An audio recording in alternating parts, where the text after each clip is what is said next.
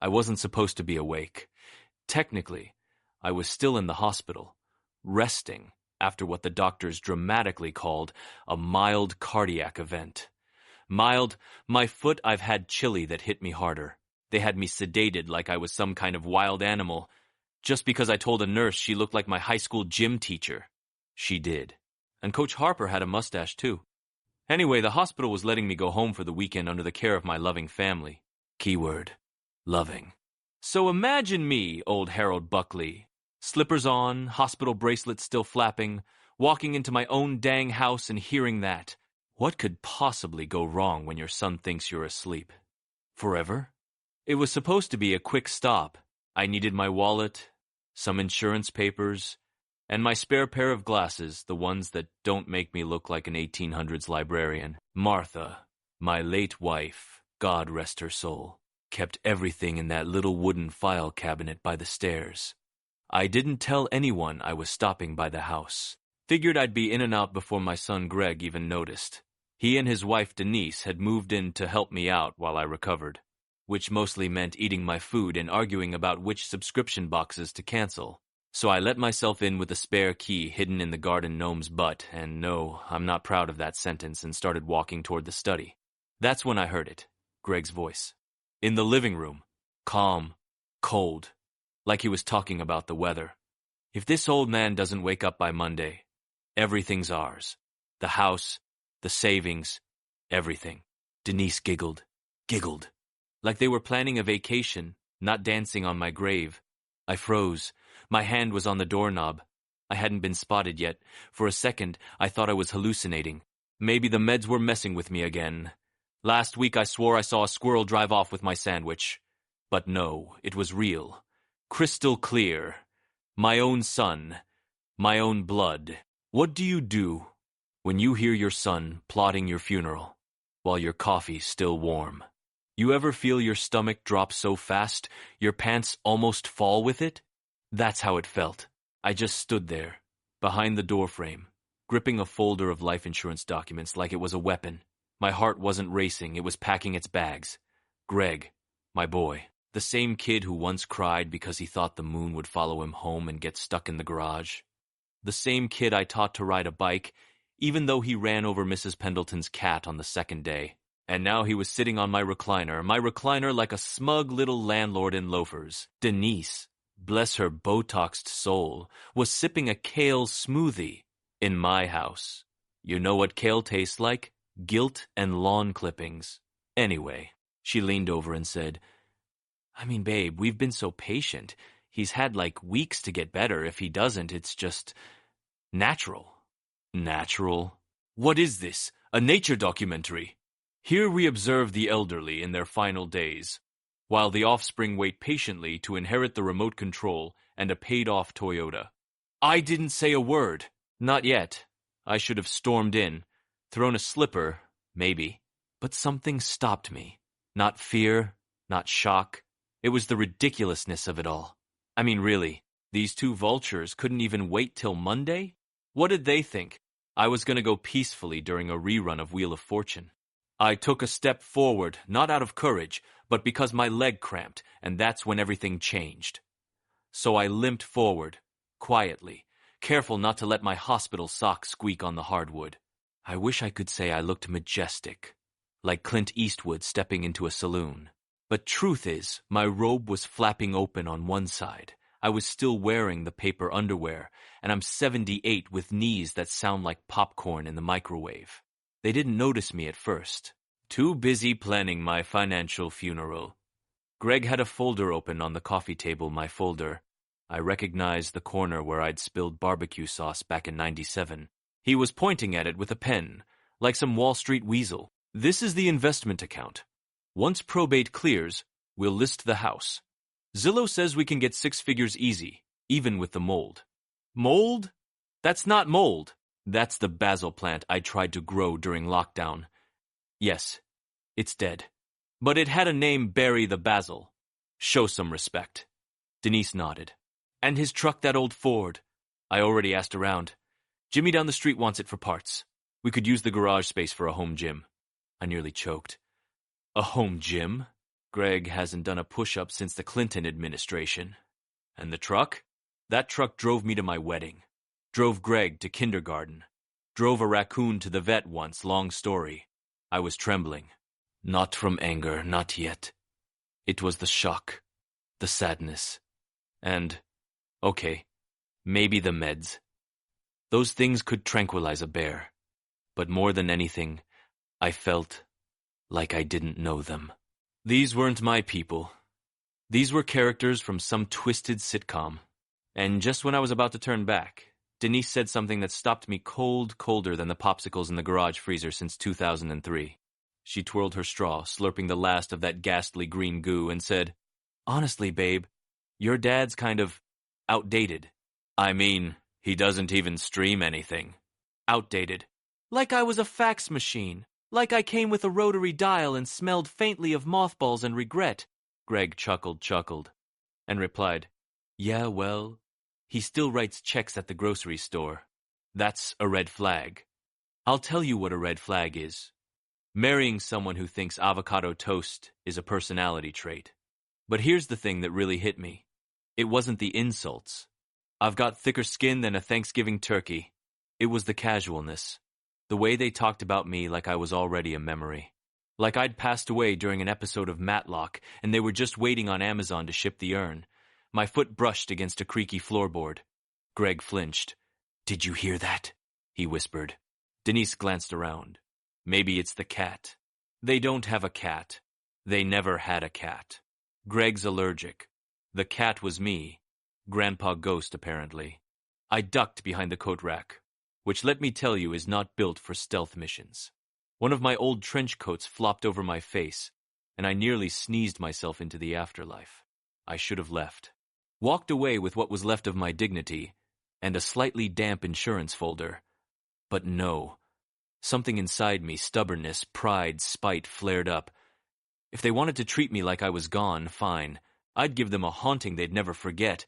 So I tiptoed into the kitchen, armed with nothing but an old banana, a bottle of ranch dressing, and a plan. Now, I'm no James Bond. The last time I moved quickly, it was to chase a squirrel out of my tomato garden, and I threw out my hip for a week. But that day, something awakened in me. Call it senior vengeance. Call it righteous revenge. Call it gas from the hospital pudding. I crept into the kitchen like a legend. The fridge made a weird wheezing sound when I opened it, sounded like it was dying too, but I found what I needed. One overripe banana, soft as a handshake in July, and a half-used bottle of ranch with questionable intentions. Perfect. I placed the banana on the floor behind the hallway rug. Not a trip hazard, no sir, just a mild inconvenience. Then I dabbed a small dot of ranch on the front door handle. Petty? Absolutely. But you try staying dignified after hearing your son call you outdated while sipping a smoothie that looks like pond water. Then I found the ultimate weapon, my old answering machine, still plugged in, still loaded with my outgoing message from 1996. "Hi, this is Harold. I'm not home. Probably out getting a haircut or trying to remember why I walked into a room. Leave a message." Vintage. I pressed play and the message echoed through the hallway like a ghost from the golden age of dad jokes. Greg and Denise both froze. "What the was that? Greg said, voice suddenly tight. Denise clutched her phone like it could save her soul. "You said he was at the hospital." I thought he was." I peeked out from behind the pantry, feeling like Batman if Batman had sciatica. And I smiled. They hadn't seen me yet, but, oh, they were about to. And I was going to make an entrance so dramatic it would make soap operas jealous. I waited just long enough for the fear to marinate. Let them stew in it, like Denise's lentil casserole, which once cracked a Pyrex dish and possibly my tooth. Greg tiptoed toward the hallway like he expected to find my ghost knitting on the stairs. He peeked around corners like a cartoon burglar, holding my old umbrella like a weapon. The same umbrella, by the way, I used to whack a raccoon off the bird feeder. True story. The raccoon won. Denise stayed frozen in the recliner, whispering, "What if he came home early? What if he heard us?" "Oh, I heard you all right, sweetheart. Every syllable." like a courtroom transcript, only with more avocado talk and less shame. I could have revealed myself right then.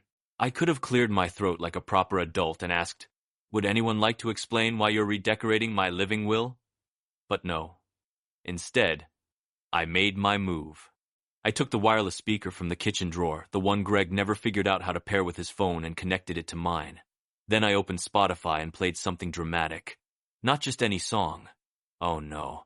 Also, Sprack Zarathustra, you know the one from 2001, A Space Odyssey. The moment that first note blasted through the house, Denise screamed like she'd seen a ghost in cargo shorts. Greg dropped the umbrella. It hit the floor with a sad thunk, like his dignity. Then I stepped out, slowly, menacingly, dramatically, wearing nothing but my hospital robe, socks, and the expression of a man who just realized he owns the Wi-Fi password. Greg gasped. Denise dropped her smoothie. And I, Harold Buckley, finally said the 5 words I'd been dying to deliver. "I'm not dead yet, Greg." That's what I said. Plain, calm, with just a dash of menace and a sprinkle of, "You're grounded for life." Greg's face turned the color of skim milk. Denise dropped her phone into the ranch bottle, poetic justice. He stammered, "Dad, I thought you were... the hospital said..." "Oh, I was resting," I said, stepping forward like the ghost of common sense. But then I remembered something important. I paused. "Turns out, my funeral's already been planned. Just needed the playlist and maybe a smoothie menu." Silence. You could hear Denise's lashes blinking. Now let me paint you the picture. There I stood, robed, ruffled, emotionally betrayed but still upright, like a budget superhero whose powers included sarcasm and cholesterol. And across from me, Greg, my adult son, 42 years old, 2 college degrees, and right now, looking like a 6th grader caught drawing mustaches on the class photo. "I can explain," he blurted. I raised an eyebrow so high, it almost called the fire department. "Really? Because I heard you say, and I quote, 'If he doesn't wake up by Monday, it's all ours.' You know, Greg, most people wait for the will reading, not the body cooling." Denise, bless her glassy-eyed panic, tried to pivot. "We were just joking. Dark humor. You know, millennials use it to cope." "Oh," I said, nodding. "I must have missed that TED Talk. How to emotionally rob your dad before breakfast." But just as I was winding up to deliver the lecture of a lifetime, Greg said something that hit harder than any insult he'd ever thrown. Greg looked at me, really looked at me, and for a second, the smug vanished. What came next, though, was worse than anything I expected. He muttered, "You wouldn't understand, Dad. You've always had everything figured out. We're drowning here." I blinked. That threw me off. "What do you mean drowning?" "You live in my house. You eat my groceries. You use my shampoo, and I know because the scent changed from Old Spice to Coconut Bliss." Greg sighed, rubbing the bridge of his nose, like I was the one giving him a headache. "Denise lost her job. My hours got cut. We're barely making payments on her car. The credit cards are maxed. And we didn't know what else to do." Denise sniffled, nodding. Her mascara was melting like a sad raccoon. "We were scared. We thought maybe if something happened, we could at least stay afloat." I stood there, stunned. Not because they were struggling, but because they never told me. They just smiled through dinners, took my remote, and streamed The Bachelor on my Netflix. "Son," I said, softer now, "you'd rather wait for me to drop dead than talk to me?" Greg shrugged. "It's embarrassing, Dad. You've always been this fortress. The guy who had an emergency fund for his emergency fund. You saved every receipt since 1978. Which is true. I still have one from Sears for a waffle iron that exploded once. Long story, don't ask Denise. "And what was your plan, huh?" I asked. "Hope I died of guilt? Or indigestion?" They looked at each other. Shame. Regret. Maybe a touch of gas from the smoothie. But before I could let sentiment ruin my righteous momentum, I decided to shift gears with one final test of character that neither of them saw coming. I took a deep breath, the kind you take before doing something that'll either make you a legend or a headline. "All right," I said, clearing my throat dramatically. Let's make it official. Greg blinked. What? What do you mean? I mean, I said, walking over to the kitchen table and slapping down the insurance folder like it was a royal decree. If you two are so ready to manage my affairs, let's pretend I'm gone. Denise's jaw dropped. Wait, what? You wanted the house? Congratulations! You're now responsible for the broken water heater, the leaky garage roof, and Cousin Marlene's annual visit that smells suspiciously of mothballs and regret. Greg looked horrified. Oh, and the cat that doesn't exist? Yeah, he's yours now. His name is Chairman Meow. He's imaginary, and he's feral. I kept going, momentum now fully turbo, charged by years of pent-up grandpa energy. The truck needs a new carburetor. The lawn needs mowing twice a week, and if you skip, old Mrs. Delaney will call code enforcement again. And the mailbox? It leans. Greg. Denise looked like she wanted to faint into a decorative throw pillow. Greg rubbed his temples. Dad, come on, that's not fair. I leaned in, dropping my voice like a seasoned actor in a courtroom drama. No, son. What's not fair is finding out your own kid is checking the calendar for your expiration date like your spoiled milk. They went quiet. Real quiet. Like the Wi-Fi just died during a Zoom call. Then I said, let's see if you really want the life you were so eager to inherit. And just when I thought the guilt was sinking in, Denise opened her mouth and proved that rock bottom has a basement. Denise looked up, blinking like a deer caught in both headlights and a moral dilemma. Then she said, and I quote, well, I mean, if we do take the house, maybe we can Airbnb the guest room? Airbnb. I stared at her. I stared so long I started wondering if I had, in fact, died, and this was some bizarre afterlife test. You want to turn my home, I said slowly. The one where I raised Greg, where we used to carve turkeys and argue about gravy lumps, into a bed and breakfast for strangers named Chad in Brooklyn. She hesitated. Only on weekends? Greg buried his face in his hands like he was auditioning for a shampoo commercial titled Despair. I turned away before I said something unholy. Instead, I looked around my kitchen.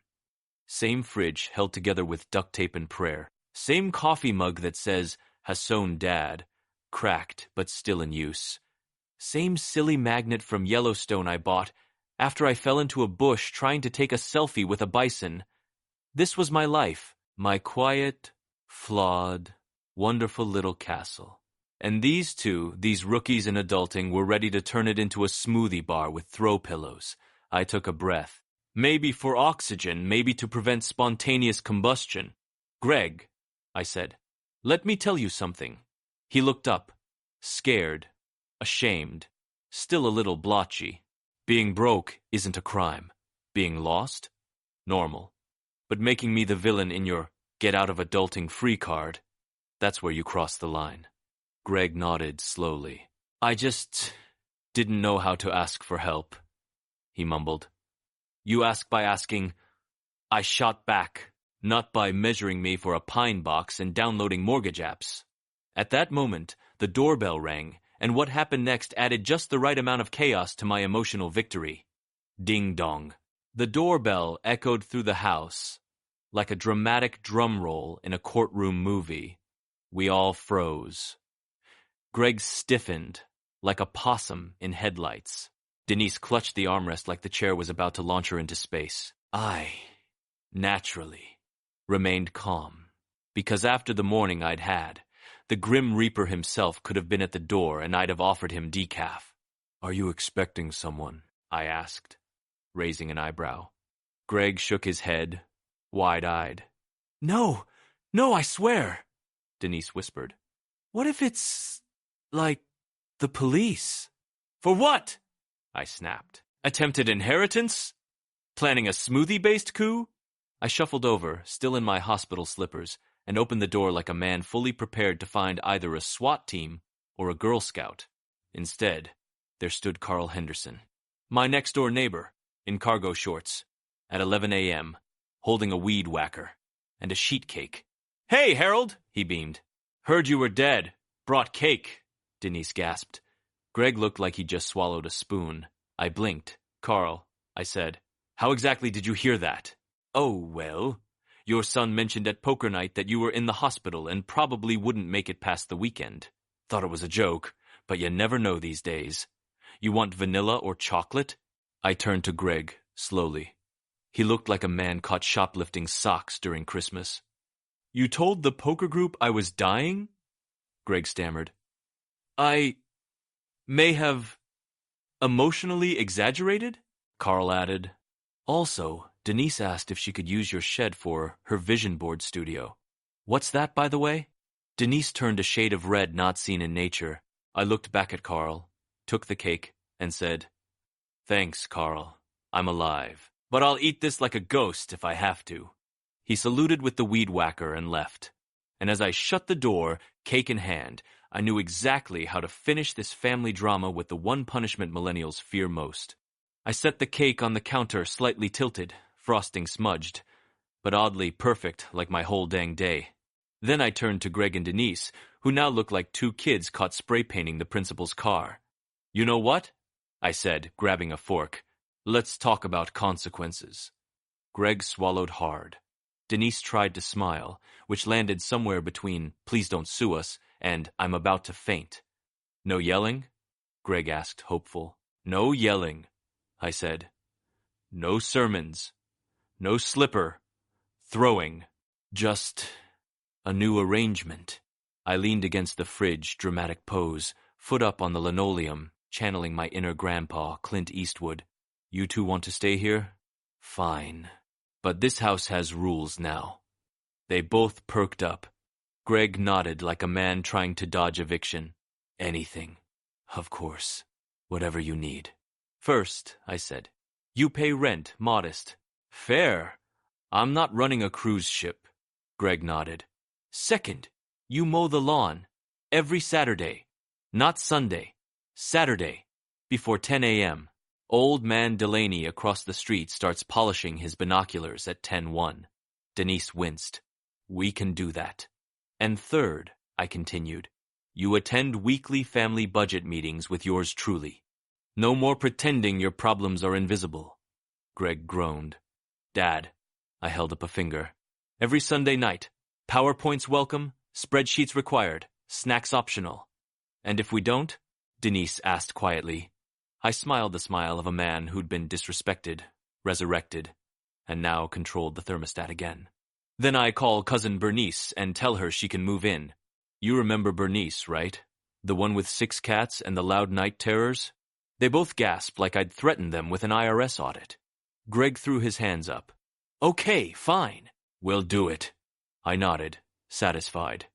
Then picked up the fork again, cut a slice of Carl's cake, and said, and I get the last piece of dessert, forever. That's not a rule. That's law. It was almost over, but before I closed the curtain on this family farce, I had one last heartfelt truth to deliver, and it had nothing to do with rent. We sat down at the kitchen table, the same one where Greg used to do his homework, and where Denise once accidentally glued her hair extensions during a DIY spa night. Yes, that happened. No, I don't bring it up at Thanksgiving. Much. Greg stared at his hands. Denise stirred her water like it was soup. And me? I just looked at them. Really looked. Grown adults. Scared. Embarrassed. A little lost. And, okay, maybe not the greatest planners in the world, but still my people. I cleared my throat. Look, I know I'm a lot. I know I've got opinions older than TikTok, and a blood pressure monitor that goes off more than a car alarm. Greg let out a weak chuckle. But I'm also the guy who loves you. Both of you. Even when you're planning my ghost-themed retirement. Denise gave a tiny snort. She looked up, eyes a little watery. We really messed up, huh? You did, I said, but not beyond repair. That's the thing about family. We yell, we screw up, we say things like, he doesn't stream. But we also forgive, we show up, we learn. Greg nodded quietly. We don't deserve that. No, maybe you don't, I said, biting into another slice of cake. But lucky for you, I'm old, stubborn, and sentimental as heck. I paused. I've lost people, Greg. Your mom, friends, good neighbors. And I'll tell you this, the only thing worse than dying is dying while your family forgets to care when you're still alive. That landed. Heavy. Quiet. Denise reached out, placing her hand on mine. We'll do better, I promise. I smiled. You better. Otherwise I will haunt this house, and I'll rearrange your furniture just enough to stub your toes every night for eternity. Greg snorted. Deal. And just like that, with cake crumbs, tear glimmers, and one heartfelt threat of afterlife revenge, it was time to close the book on this absurd, beautiful mess. Life's funny. You spend decades raising a kid, teaching him how to ride a bike, balance a checkbook, and not microwave foil. And then one day, you overhear him trying to budget your death over brunch. But here's what I've learned, and trust me, I've got enough gray hair to qualify as a philosopher. People screw up. They panic. They say the wrong thing. Sometimes, they even try to turn your home into a smoothie-powered Airbnb. But if you shut them out, if you let pride take the wheel, you lose twice. Greg and Denise stayed. They helped fix the water heater after watching 6 YouTube videos and electrocuting themselves mildly twice. They mow the lawn. They even show up to the Sunday budget meetings. Greg brings spreadsheets. Denise brings snacks, progress. And me? I'm still kicking, still drinking bad coffee, still watching Matlock reruns and yelling at squirrels like they owe me rent. But now, the house is alive again, not because it's full, but because it's trying. Love isn't a perfect picture. It's a messy kitchen, an awkward apology, a second chance, and maybe a neighbor who brings cake when he thinks you're dead. So, if you're out there, feeling forgotten or frustrated by your family, let me tell you this. You're not outdated. You're not disposable. You're the glue, even if it smells like ointment and arthritis cream. And sometimes, the greatest legacy you can leave is sticking around long enough to remind everyone how much you still matter. Subscribe for more stories about dignity, second chances, and a dash of sweet justice. And tell me in the comments, where are you watching from? I read everyone with a smile.